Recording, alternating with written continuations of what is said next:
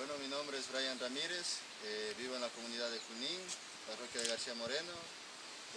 Principalmente en este lugar es donde estamos amenazados por un proyecto minero.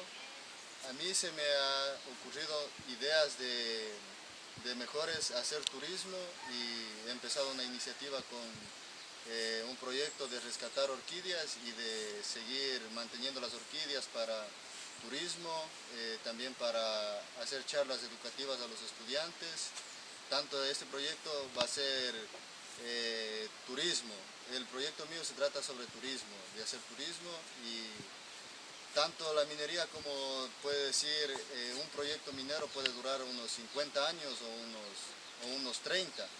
En cambio un proyecto turístico eso va para toda una vida, es algo mucho más rentable, le veo yo, y porque tenemos una calidad de vida que es sin contaminación. Por eso es que no queremos la minería, porque hay otras alternativas más en donde se puede trabajar y sin destruir el medio ambiente y conservando, ya sea de alguna otra forma, conservando ya sea las orquídeas, ya que he empezado yo con esto de las orquídeas. También mi mensaje, que sería tanto para todo el mundo, es que no veamos unos proyectos que sean solamente para 30 años y que van a destruir todo. Mejores veamos proyectos que sean para más tiempo y sin dañar el medio ambiente. Buenos días, me llamo Rosario Piedra, vivo aquí en Chalhuayaco Alto y trabajo en la comunidad de Junín en este proyecto de turismo. Nos ha afectado mucho la minería, ha habido una división con la familia, los amigos, entonces ha sido muy malo el proyecto minero aquí y no les puedo seguir alargándome más. Muchos saludos en Japón a todas las amistades que hay en Japón y que nos están viniendo a visitar, y necesitamos que sigan apoyándonos con la visita para seguir en adelante en la lucha cuidando el agua, el bosque, la naturaleza. Gracias. Mi nombre es Norma Bolaños, soy del grupo Mujer y Medio Ambiente, Artesanías en Cabuya. Es una alternativa en contra de la minería, porque aquí en la zona de INTA sí tenemos alternativas y muy buenas, porque la minería trae mucha destrucción en el ambiente, en la sociedad, en las familias, y no podríamos vivir con esa destrucción. Queremos nosotros tener un aire limpio, una contaminación sana, solo cultivando la tierra. Nosotros no necesitamos muchos ingresos económicos, porque la minería es una destrucción y nosotros vivimos muy contentos aquí en el campo, en un aire sano. Y también lo que diría es que Japón piense mucho, porque el campo es muy bueno y no queremos contaminación aquí en la zona de INTA, que sí tenemos alternativas muy buenas, como cultivar el campo sin químicos, sin contaminación. Tenemos productos sanos solo aquí en el campo.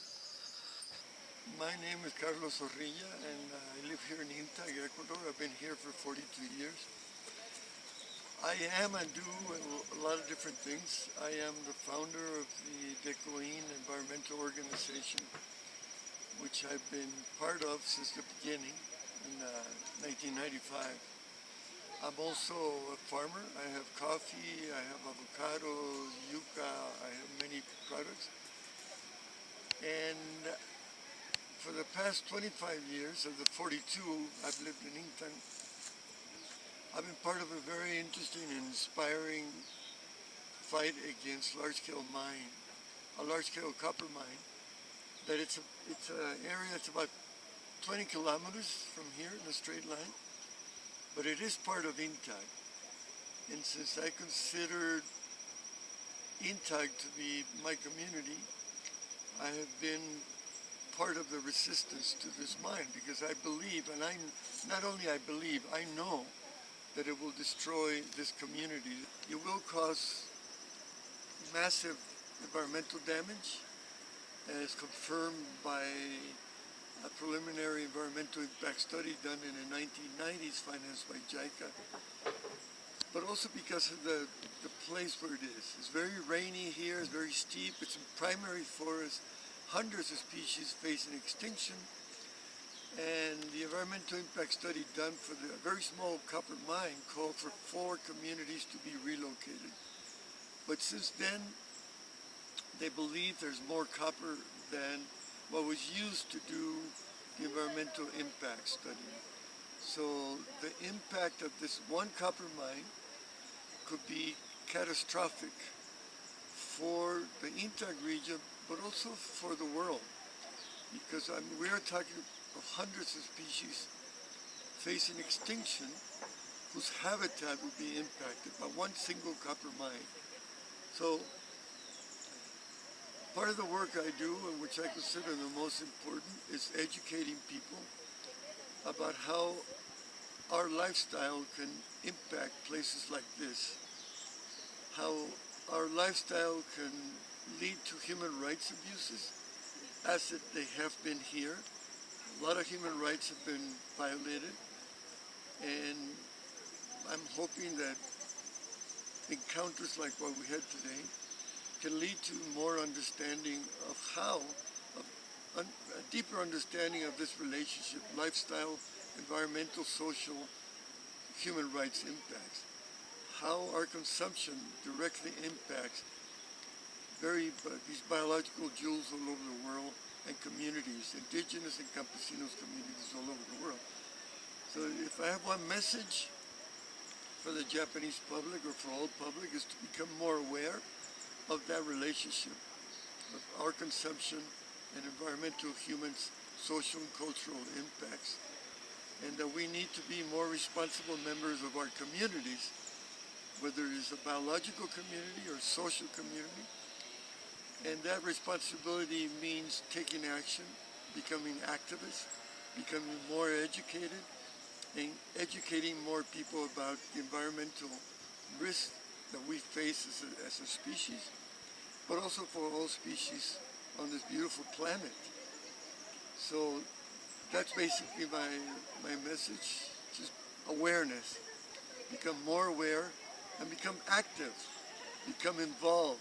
Get involved in making your part of the world a saner place, a safer place, not only for you and me, but also for future generations.